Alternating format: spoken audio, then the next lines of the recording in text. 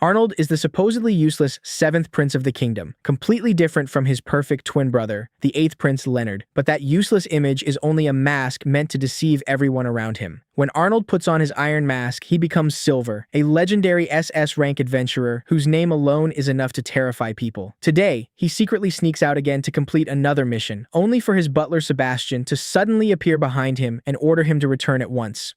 Arnold is startled and complains that Sebastian always moves through the palace like a ghost, but the butler is not here for idle conversation. He brings extremely serious news. General Dominic has just died. There is still very little information about the death, but Sebastian strongly implies that it was an assassination and that the court will probably not investigate it properly. Arnold immediately understands the problem. Dominic was one of the people openly supporting his younger brother, Prince Leonard, in the struggle for the throne. The scene then shifts to the Verth Adventurers Guild in the imperial capital of Adrasia, located on the central continent of Vogel. Silver's appearance immediately throws the entire guild into excitement, because he has just returned alone with the Horn of the Minotaur King, a monster that had previously wiped out an entire A-rank party. The receptionist is deeply honored to meet one of the 5 strongest SS rank adventurers on the continent. After receiving his reward, Silver sets aside part of the money to treat the adventurers in the guild to drinks, earning cheers and praise from everyone around him. Before leaving, he tells them that next time, they should give him the most difficult quests available.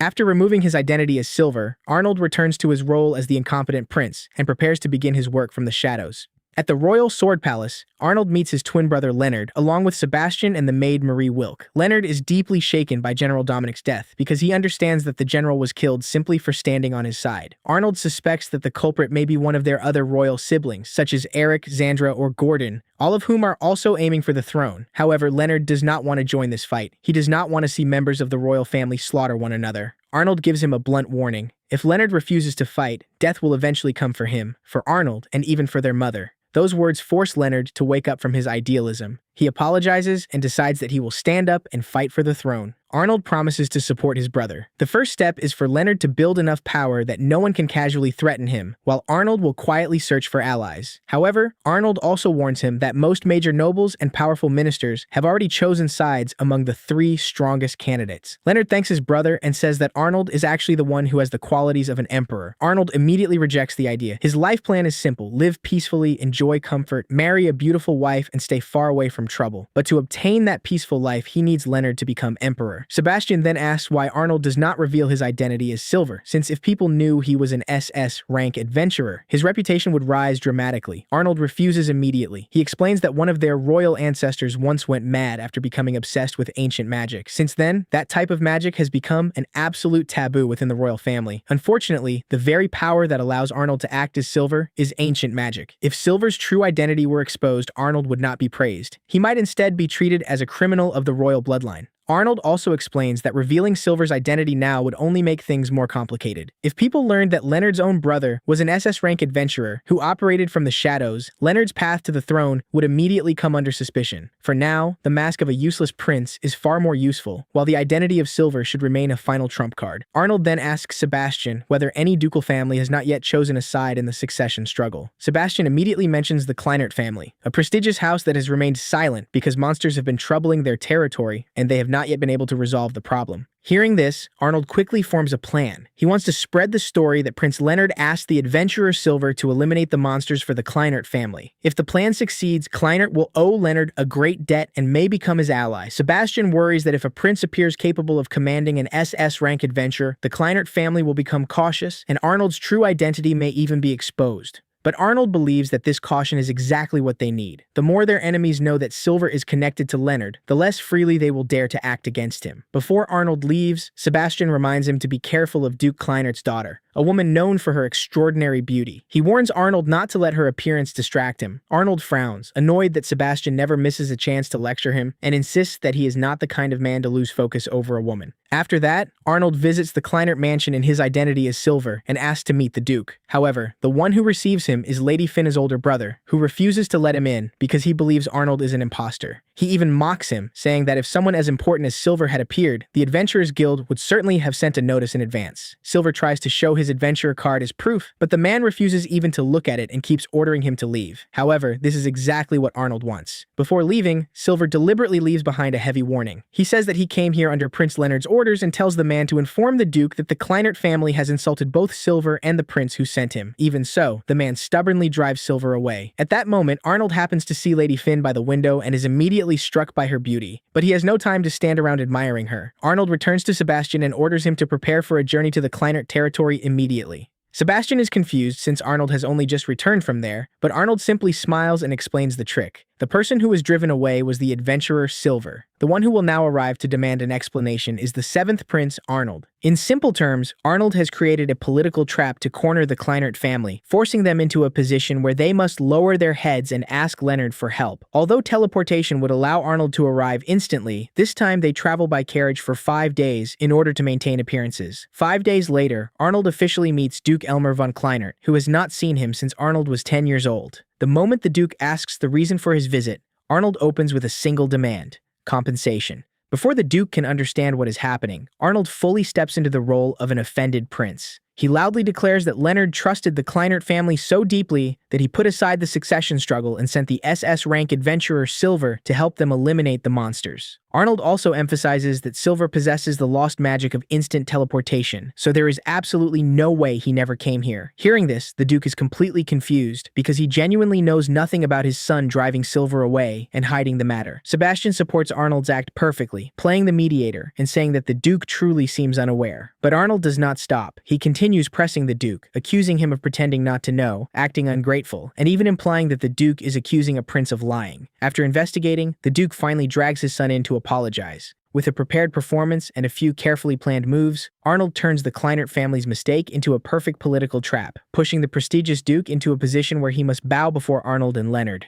At that moment, Finny appears and offers herself as compensation for her family's mistake. After forcing the Kleinert family into a difficult position, Arnold pretends to humble himself and asks Silver to eliminate the monsters. He believes that as an adventurer, Silver would never ignore monsters causing harm to innocent people. Sure enough, Silver appears. However, in front of Finna, he deliberately stresses that he is acting this time out of respect for the Kleinert family. Finny is deeply grateful and promises that she will not disappoint him. By this point, she has almost completely believed that Arnold truly humbled himself and asked an SS rank adventurer for help for the sake of Kleinert's territory. But soon after, a private conversation between Sebastian and Arnold reveals the truth. The entire dramatic negotiation was a performance. Arnold used illusion magic to create a fake Silver and deceive Finn. Sebastian realizes that the plan has succeeded, while Arnold is rather pleased that he has finally convinced Finn to view Leonard and his faction differently. Not long after, Finn comes to thank Arnold. Although Arnold deliberately acts cold and says that he did everything only for his own benefit, Finny still believes that he lowered his head for the safety of the people. She sincerely apologizes for previously misunderstanding him as a frightening person and hopes he will forgive her wrong judgment. In Finny's eyes, the image of the useless prince has begun to change. Later, Sebastian teases Arnold, saying that Finny's smile must have reminded him of pleasant childhood memories, but Arnold quickly cuts him off before the butler can continue. The real issue is still the monsters troubling the Kleinert territory. Arnold explains that the current adventurer party, made up of 2 B-rank adventurers and 4 A-rank adventurers, has been unable to solve the problem not because the individual slimes are especially strong, but because there is a mother slime constantly producing more of them. Unless the source is destroyed, the slimes will continue appearing without end. In his identity as Silver, Arnold heads to the monster area and meets the adventurer party led by Abel. Abel feels ashamed at the thought of withdrawing and leaving everything to Silver, because doing so would make him feel unworthy of being an adventurer. However, the female adventurer Lynfia admits that the situation has already exceeded their abilities. The mother slime is far too large, and their party cannot deliver a decisive blow, so they have no choice but to step back. Silver gives them a clear choice. Either they let him handle it now, or he will report to the guild, have an emergency quest issued, and then return to deal with it. Recognizing his own limits, Abel apologizes to his comrades and yields the battle to Silver. But instead of acting arrogant, Silver seriously acknowledges their effort. He tells them that their previous attacks helped prevent the damage from spreading further. Praise from an SS rank adventurer surprises the entire party. Silver also thanks them and says that if they ever visit the guild branch in the capital, he will be willing to help them. Abel's group then asks what Silver plans to do next, expecting that he will still have to face a difficult battle. But Silver simply stands calmly and begins chanting. He calls himself a servant of divine will, one who holds the sacred flame that judges and burns away evil. Abel immediately realizes, in shock, that this is ancient magic, an extremely powerful and rare form of magic. Then Silver casts Execution Flame. In an instant, moment, the entire swarm of slimes and the enormous mother slime are completely erased. A battle that even a group of high-ranking adventurers could not finish is ended by Silver in a single, overwhelming spell. After everything is resolved, Silver asks Abel's group to report the completion of the quest. Abel insists that Silver is the hero who saved the Duke's territory, but Silver coldly rejects the title of hero and walks away. It seems as though everything has ended perfectly. Arnold returns to a room marked with a sign that reads, "Prince's Room. Do not enter." There he has just ended his disguise and returned to his true appearance. With his back turned to the door, Arnold sighs in relief, saying that everything is finally over. But peace does not last even a moment. At that exact time, Finn accidentally enters the room, and Arnold freezes as he realizes that his greatest secret has just been caught by Lady Finn herself. After accidentally discovering the prince's greatest secret, Finn decides that leaving the room as quickly as possible would be the safest option. Arnold immediately blocks the door. If word gets out that the useless 7th prince and the legendary adventurer Silver are the same person, his entire plan to place Leonard on the throne could collapse overnight. Finn hurriedly promises that she will never reveal Silver's identity to anyone, although she says it loudly enough to inform half the mansion. Fortunately, Arnold has already placed a soundproof barrier around the room. Unfortunately, he remembered to protect the conversation from eavesdroppers, but forgot to protect the door from guests who simply walk inside. Arnold attempts to intimidate her, warning that people who learn his secret are not always allowed to leave safely. Finn remains strangely calm. She believes he is not the kind of person who would casually harm an innocent woman, and she begins connecting the pieces herself. Arnold has already returned, which means the monsters threatening her territory must have been defeated. To the Kleinert family, he is not merely a prince hiding behind a lazy reputation. He is the hero who saved their home. Whatever reason he has for living 2 different lives, Finna is willing to accept it. Arnold warns her one final time that he will never forgive her if the secret is exposed. She agrees with complete seriousness. The moment Arnold turns away, however, he collapses into a chair and wonders how an identity he protected for years was uncovered through something as ridiculous as an unlocked door. Later, Duke Kleinert invites Abel and Lynthia to receive additional payment beyond the original reward for their mission. Abel refuses. He explains that Silver was the one who truly defeated the Mother Slime, and an adventurer must have enough pride to accept only the payment he has earned. Lynthia agrees, promising that the next time they take a mission, they will complete it with their own strength. Arnold realizes that Abel's party may still lack experience, but their integrity makes them completely trustworthy. Once the adventurers have left, Duke Elmer Kleinert personally thanks Arnold for saving the territory. Arnold immediately redirects every piece of credit toward Leonard. He emphasizes that both his visit to Kleinert and Silver's intervention happened because of the 8th Prince. The Duke understands exactly what Arnold is doing, but he also recognizes the debt his family now owes. He declares that House Kleinert will support Leonard in the imperial succession and firmly shakes Arnold's hand, promising to help the young prince advance toward the throne.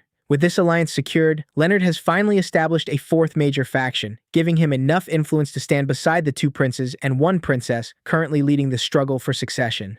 Even with Kleinert's support, Arnold admits that their faction still lacks personnel. Many nobles remain neutral, waiting to see which candidate appears most likely to win. To recruit them, Leonard needs a representative with a respected name, a trustworthy reputation, and enough political skill to negotiate on his behalf. Duke Kleinert claims he has the perfect candidate. Then, with no warning whatsoever, he announces that he would like to entrust his daughter to Arnold. The prince, who can calculate military movements and political alliances without blinking, suddenly freezes. The Duke explains that Finn is determined to repay the debt she owes Arnold, and as her father, he has chosen to respect that decision. More importantly, Finna personally received the title Blau Mova from the Emperor and is widely admired throughout the imperial capital. Her name will allow her to approach neutral nobles who might refuse an invitation from Leonard's newly formed faction. Finny boards a carriage with Arnold and prepares to leave for the imperial capital. Before departing, she says goodbye to her father and brother. She understands that her abilities are still limited, but she is determined to contribute to the coming struggle. Arnold makes the danger clear. This is not an ordinary political assignment. It is a fight for the imperial throne, and the moment she joins Leonard's faction, she may become a target for every rival candidate. Finny accepts the risk without hesitation. She even points out that remaining beside Arnold will make it easier for him to supervise the woman who knows his secret. The logic is difficult to argue with. From that day forward, Arnold has gained both a valuable political ally and a walking vault containing the most dangerous information in the Empire. He tells her that he would feel much more comfortable if she stayed safely in Kleinert. Finna answers with a smile that makes one thing obvious. This carriage is moving in only one direction. 5 days later, Arnold returns to the imperial capital with Finn and meets Leonard. The younger prince is delighted that the mission succeeded, but he is surprised that Arnold somehow convinced Silver to help them.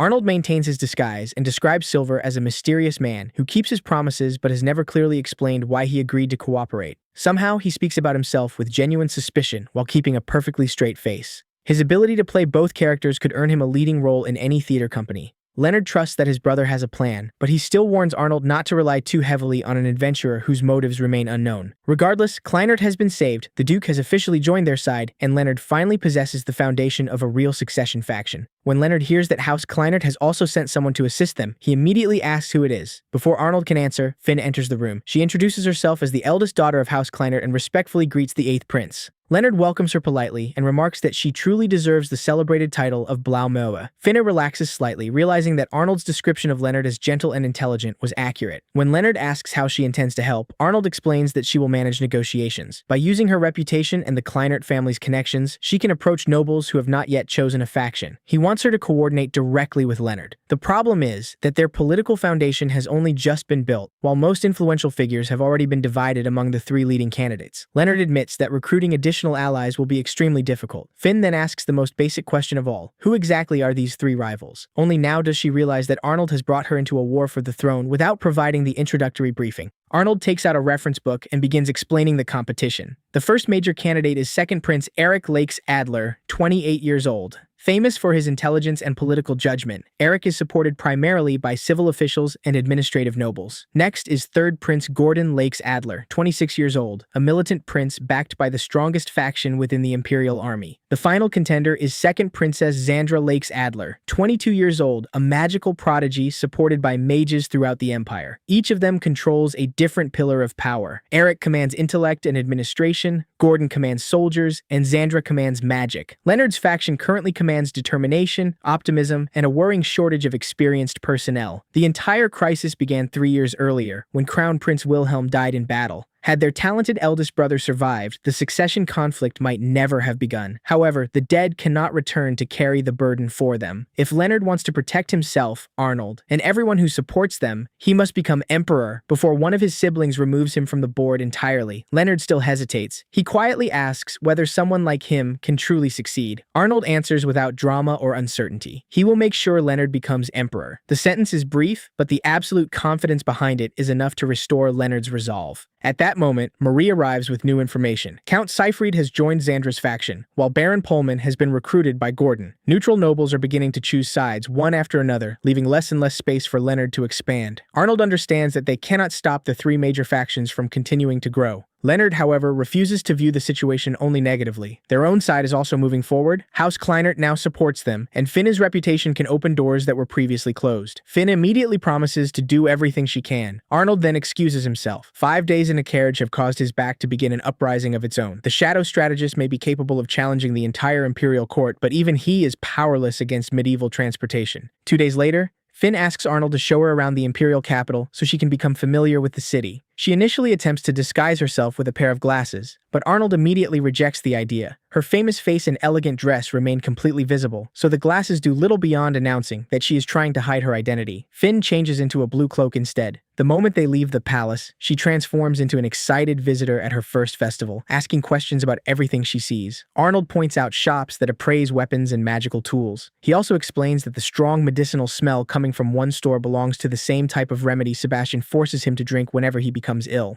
Finn immediately loses any desire to try it. Impressed by how well Arnold knows the city, she praises his familiarity with every street and shop. Arnold awkwardly asks her not to address him too formally in public. To avoid drawing attention, she should simply call him Al. They buy food and sit in a park near the tall wall surrounding a military training ground. Finn happily eats a sandwich while Arnold worries that such inexpensive street food may not suit the daughter of a duke. She assures him that it tastes wonderful and asks what kind of cheese is inside. Arnold casually replies that it was made from a low-level minotaur. Finn stops chewing halfway through her next bite. As children play nearby, Arnold remembers the days when he secretly escaped the palace to explore the city. Finn asks whether he was once as carefree as those children. Arnold covers his face and says only that several painful memories have suddenly returned. Judging from his expression, Sebastian probably delivered the consequences personally. Finn admits that she never had many friends while growing up. Arnold tells her that the length of a friendship does not matter nearly as much as choosing people worthy of trust. To Arnold, it is ordinary advice. To Finn, it sounds like wisdom that should be carved into stone and preserved for future generations. Several Several children accidentally run into them and quickly apologize before continuing through the park. Finney watches them for a moment, then decides that her current clothing still makes her look too much like someone hiding from the authorities. Arnold takes her to a shop he knows and allows her to choose something more suitable. Finney asks which style he personally prefers, forcing the strategist who routinely solves problems of imperial succession to confront a question far more dangerous than politics. After trying several outfits, she emerges wearing a white dress decorated with rose patterns. Arnold admits that it suits her perfectly. The shopkeeper immediately concludes that they are a young couple at the beginning of a romance. Arnold denies it, but the owner only becomes more enthusiastic, most likely because romantic misunderstandings are excellent for sales. Once the purchase is complete, Arnold tells the shopkeeper to send the bill directly to Sebastian. The day appears to be going surprisingly well until a group of young nobles blocks their path shortly after they leave the shop. Their leader is Guide von Holtzwart, eldest son of Duke Holtzwart. The moment he recognizes Arnold, Guide openly calls him the useless prince and begins mocking him. He even grips the handle of his sword and claims that no one would care if he attacked Arnold in the middle of the street. Arnold calmly reminds him that Leonard has become increasingly famous. Since the two princes are twins, the public may have started recognizing Arnold's face as well. Guide dismisses the possibility. According to him, no one pays attention to Arnold because neither his behavior nor his appearance possesses any trace of royal dignity. Finna immediately steps forward to object. Guide assumes she is merely a servant, only for her to introduce herself as Finna von Kleinert, the noblewoman known throughout the capital as Blaumilva. She remarks that it is deeply disappointing to see the son of a duke behaving with such disgrace. She asks whether Guide believes Arnold's reputation as a useless prince gives him permission to do anything he wants. A noble who shows no respect toward the imperial family has no right to speak proudly about his own status. Guide's expression changes instantly. Before the confrontation becomes worse, Arnold performs an imitation of Leonard's dignified personality. He claims that Finn wished to avoid rumors, so he agreed to pretend to be his own brother while accompanying her. He even borrowed suitable clothing to complete the disguise. The lie is delivered so smoothly that Guide has no time to question it. He apologizes, gathers his companions, and quickly leaves. Finn asks whether her intervention has caused trouble. Arnold admits that Guide will now resent both her and Leonard. More importantly, her public defense of Arnold makes it easier for observers to realize that House Kleinert has aligned itself with Leonard. Their future movements will be much harder to conceal. Helping someone at the right moment is admirable, but drawing the attention of the entire political world while doing it is another matter entirely. Arnold firmly warns her not to act alone next time, because one impulsive decision could place her directly in danger. Finn apologizes for acting too quickly, then asks whether Arnold will still take her into the city again. He agrees, although he promises that next time he will prepare a proper disguise for himself as well. Several days later, Arnold and Leonard walk toward the great audience chamber after receiving an unexpected imperial summons. Every prince and princess currently present in the capital has been ordered to attend a meeting of the highest ministers, an event so rare that an entire year may pass without one. Leonard assumes their father must have an important announcement and hopes it will be good news. Arnold predicts there is a 90% chance that nothing good is waiting for them. Leonard immediately asks him to stop inviting disaster before the Emperor hears and scolds them both. The massive doors of the audience chamber open. One by one, the leading candidates for succession come into view, while Emperor Johannes sits upon the throne, ready to announce a decision that may alter the balance of the entire empire. Emperor Johannes decides to place all of his children inside a brand new competition. Every prince and princess currently staying in the imperial capital is summoned, with the sole exception of First Princess Lieselot, who cannot leave her post guarding the border. Looking across the long line of royal siblings, Arnold cannot help noticing that none of them resemble one another very much, or appear to have inherited many visible features from their father. Still, he understands that the announcement they are about to hear may completely reshape their lives. The moment everyone takes their place, Third Prince Gordon immediately senses the possibility of war. He enthusiastically asks to be sent to the border so he can demonstrate his strength. His younger sister Xandra laughs coldly and mocks him for solving every problem with muscle. Gordon answers that a physically weak mage could never understand the glory of a true warrior. Xandra becomes irritated enough to look ready to crush her brother in the middle of the audience hall. The affection between these siblings is apparently maintained at boiling temperature. Prince Eric steps in to prevent the argument from becoming an actual battle, but Emperor Johannes considers such rivalry healthy. He also had to surpass his own brothers to claim the throne. This time, he wants every royal child to participate in an open competition that will reveal who deserves to move closer to imperial power. Gordon initially assumes they will fight one another directly. Johannes points toward Rupert, the youngest prince, who is only around 10 years old, and asks how beating a child would qualify as fair competition. The emperor then announces the restoration of the Night Order Hunting Festival, an event abandoned several decades earlier. Chancellor Franz explains that the Imperial Night Orders once competed by hunting enormous and unusually rare monsters. As the adventuring profession expanded, those missions were gradually transferred to the Adventurers Guild, causing the festival to disappear. Recently, however, monster activity has increased dramatically. Guild branches across the empire have become overwhelmed, and headquarters has requested that the royal family revive the event.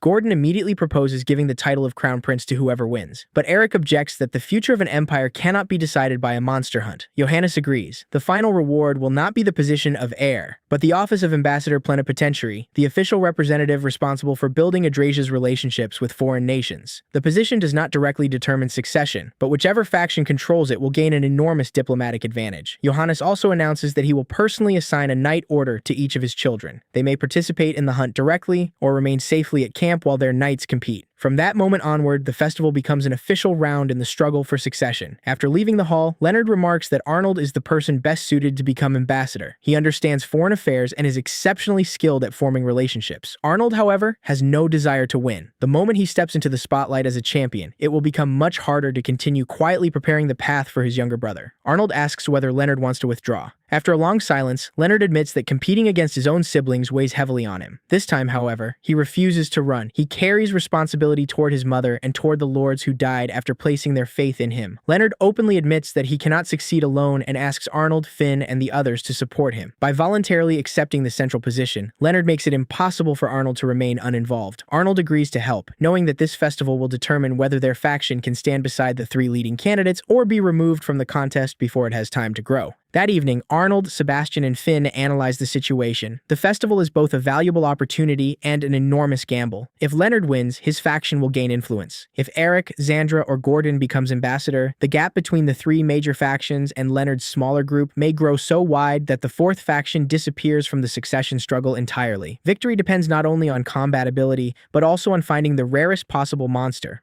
Arnold predicts that the festival may take place in the eastern region of the Empire, where monster activity is high and relatively few knight orders have been deployed. For now, this is only speculation. The three larger factions possess enough followers to investigate monster locations in advance and occupy the most promising areas. Finn suggests that Arnold personally take first place, since that would be the most reliable solution. Unfortunately, a supposedly useless prince suddenly overwhelming elite knight orders would create immediate suspicion. Sebastian reminds them that Arnold's incompetent public image is the weapon that allows him to operate from the shadows. Destroying that disguise for one competition would sacrifice a long-term advantage. Arnold also mentions the possibility of acting as Silver and driving monsters toward a favorable area. The moment Finn realizes that Eastern civilians might be endangered, she firmly objects. Arnold assures her that he has no intention of carrying out any plan that harms innocent people. He was merely listing possible strategies so they could eliminate the unacceptable ones. He encourages Finn to speak honestly whenever she disagrees. Sebastian helpfully explains that his master is especially fond of honest young women. Finn immediately turns red, while Arnold protests that he never used the word fond.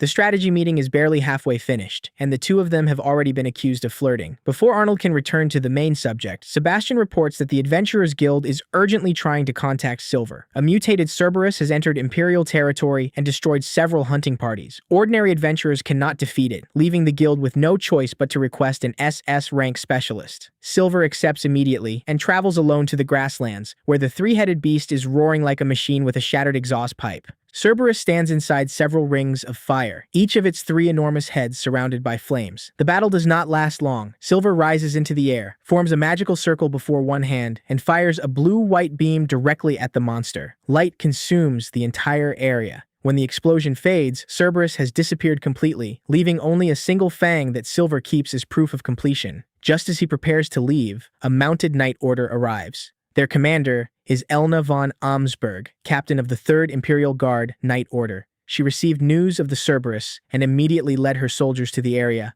only to find devastated ground and Silver standing alone. Elna has no idea that the masked adventurer is Arnold, the childhood friend she has always mocked for being weak and hopeless. She demands an explanation for the explosion. Silver coldly states that he came under official guild orders and sarcastically asks whether she cannot understand the result by looking around. Elna mentions Silver's recent reputation and the nickname Protector of the Imperial Capital. He replies that the public created that title and that he has never cared about it. His arrogant attitude makes Elna believe that he is disrespecting House Amsberg, a family that considers protecting the Empire its highest duty. Silver raises the Cerberus Fang and confirms that the Adventurers Guild officially assigned the mission to him. If a knight order interferes while the contract remains active, it could be interpreted as a direct provocation against the guild. One of Elna's knights verifies the rule and advises her to return to the capital. Elna reluctantly backs down, but she continues insisting that protecting the Empire is the responsibility of her family. Before leaving, she delivers one final insult towards Silver and rides away. Once he is finally alone, Arnold realizes with overwhelming satisfaction that this is the first time he has ever defeated Elna in an argument. Since childhood, she has dominated nearly every exchange between them, making this small victory feel almost historic. Arnold has now entered the rare category of men who have successfully won a verbal battle against a terrifying childhood friend. Several days later, Arnold asks Sebastian which Imperial Guard unit will be assigned to him. He has only one requirement: anyone is acceptable as long as it is not Elna. Sebastian considers that preference extremely wasteful.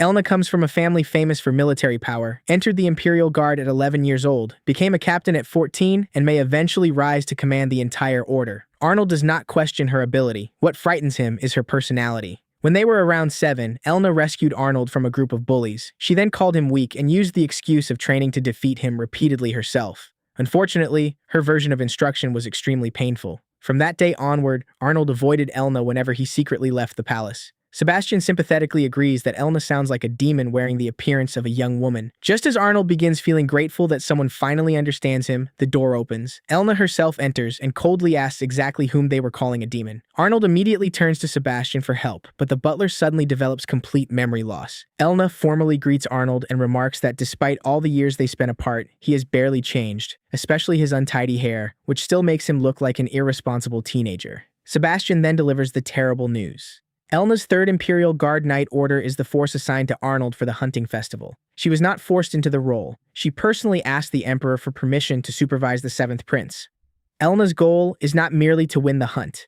She intends to silence everyone who calls Arnold the useless prince. Her methods may be terrifying, but Elna is genuinely a loyal friend. She also promised the Emperor that she would reform Arnold, meaning his special training begins immediately with horseback riding. Arnold holds his head, pretends to be sick, and begs Sebastian for assistance. The butler diagnoses his condition as entirely psychological and recommends physical exercise as the treatment. Arnold manages to shout the word traitor before Elna drags him toward the training field. The black horse immediately accelerates beyond his control, throws him from the saddle, and drags him across several obstacles while Elna continues ordering him to try again. The next day, Arnold lies face down across a couch with scratches covering his back and shoulders while Finne carefully applies medicine. She informed Elna that he was exhausted, so the training session has been moved to the afternoon. Unfortunately, postponement does not mean cancellation. Arnold receives half a day of rest before returning to the field. Finn still cannot understand how the man before her can be Silver, an SS rank adventurer capable of erasing Cerberus with one attack, yet remain terrible at physical training. Sebastian finally explains that Arnold's strength comes from ancient magic. His natural body, on the other hand, is remarkably weak. Since childhood, he avoided training in riding, swordsmanship, and modern magic, leaving him without mastery of any basic discipline. Arnold admits that he has always used ancient magic to compensate for his physical limitations. Without that power, Elna's description of him as weak would not be entirely wrong. Sebastian quickly identifies a political advantage hidden inside the painful training. Elna is widely regarded as the strongest knight of her generation and is praised as the reincarnation of a legendary hero. If Arnold demonstrates improved ability after training under her, observers will assume that Elna successfully reformed the useless prince rather than suspecting that he concealed his strength all along. Arnold can therefore serve as an emergency option during the festival. The ideal outcome remains Leonard winning directly. If Leonard fails, however, Arnold will be able to reveal more of his ability and claim victory in his brother's place. Elna's reputation will provide a believable explanation for his sudden improvement. Finn argues that Arnold becoming ambassador plenipotentiary would not be a bad result, since the international relationships he develops could still support Leonard later. Arnold continues insisting that his younger brother should receive the opportunity instead. Sebastian knows perfectly well that his master is lazy and mainly wants to avoid additional work, although Arnold refuses to admit it. He irritably asks whether Elna has become his mother, considering how closely she controls both his training and future career. Finn admires the fact that he has a childhood friend who still cares so deeply about him. Arnold is about to explain that Elna's concern normally arrives together with physical pain when the woman herself appears behind him. She has brought medicine to check on her old friend, but Arnold shows no gratitude. Instead, he deliberately mentions that someone far gentler than Elna has already treated his injuries. Elna recognizes Finn as Blau Mao, and the two women politely introduce themselves. Elna is surprised to find Finn inside Arnold's room rather than Leonard's. Finn respectfully asks for her support, but the exchange remains only a formal greeting. Elna has not yet officially joined Leonard's faction. Elna immediately grabs Arnold by the collar and drags him away for another training session. He protests that the lesson was moved to the afternoon, but she uses his own claim that he has recovered as proof that they can begin now. Besides, according to her, physical activity will help him heal faster. Another day of suffering begins. Late that night, Arnold walks through an empty corridor while holding his aching body. He mutters that fighting Cerberus was far more comfortable than surviving Elna's training. Instead of returning to his bedroom, however, he stops before a sealed door. A blue magical circle forms above his hand, spreading lines of light across the surface until a hidden passage opens. Beyond it lies a room filled with ancient books, documents, and research equipment. Arnold enters with the familiarity of someone who has visited many times and approaches a large volume written in an ancient language. When he opens it, magical light forms the image of an elderly white-haired man wearing a robe. Arnold looks at the figure and remarks that the old man remains as obsessed with researching ancient magic as ever. He even asks how anyone can continue working on the same subject without becoming bored. The man's identity, the true nature of the magical image, and Arnold's reason for visiting remain unrevealed.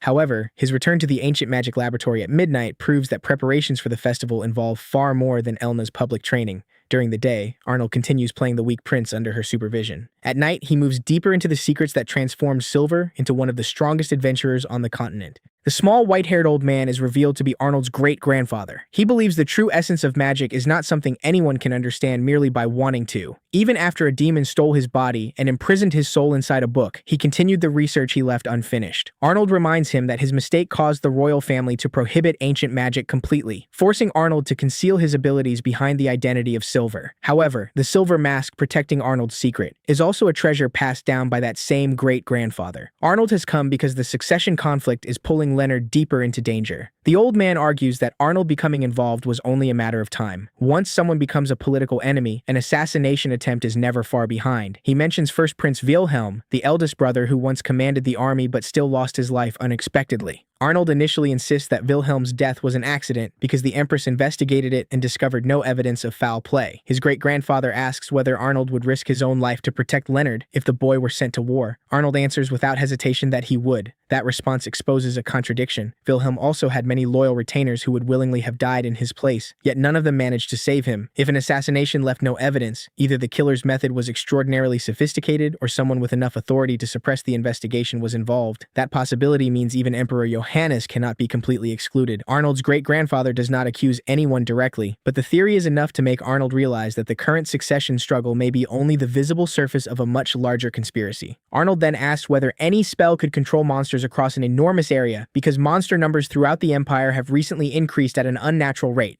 His great-grandfather explains that controlling a few creatures is possible, but manipulating large populations would be nearly impossible without an ancient magical artifact.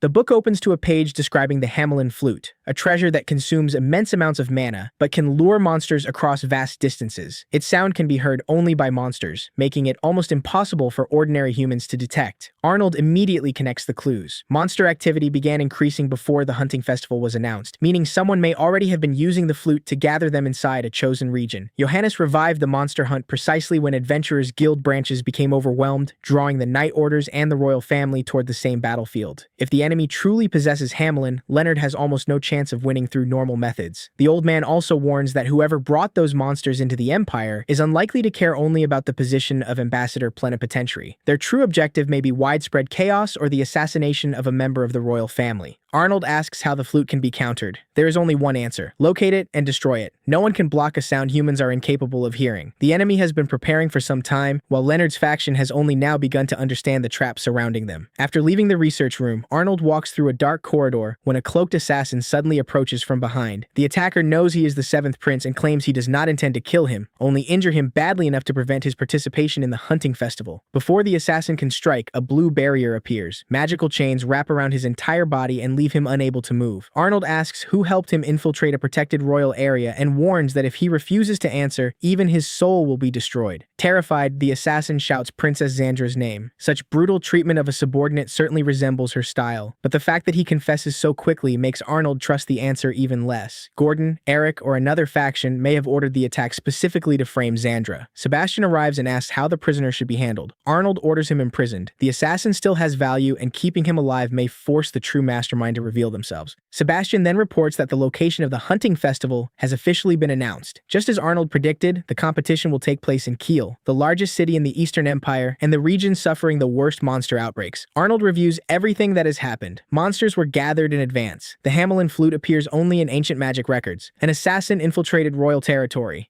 Every faction in the succession struggle has a reason to eliminate its rivals. Tomorrow, all the Knight Orders and members of the royal family will enter the same battlefield. The festival has not even begun, yet the board is already crowded with people willing to cheat. This time, Arnold must do more than help Leonard gain an advantage while maintaining the image of the useless prince. He must identify whoever is using monsters as pieces, destroy Hamelin before Kiel becomes a deadly trap, and investigate a conspiracy that may connect to Wilhelm's death and reach into the foundations of the Abridged royal family. In Kiel, banners now cover the streets as knights patrol continuously. Emperor Johannes and the royal family have already gathered for the festival beginning the next day. Yet amid the celebrations, one man suddenly notices that his ring has disappeared. He searches every pocket without success, while a small white creature quietly vanishes into the crowd beside him. On another street, Arnold gives Finn a pair of enchanted glasses. Anyone unfamiliar with her appearance will see only an ordinary girl, allowing Blaumo to move through the festival without attracting attention. Finn still insists that she already looks perfectly ordinary, leaving Arnold with no choice but to turn his face away. At least today's outing has nothing to do with politics. Concerned that Arnold has been working too hard, Finney personally dragged him outside to relax, while also planning to visit every food stall in the city. Her enthusiasm is enormous, but her stomach is not cooperating with the campaign. Before long, she has to sit down after eating far too much. Arnold reminds her that if she wants to sample many dishes, she should purchase only small portions. Finn explains that she cannot bear wasting food because she feels guilty toward whoever prepared it.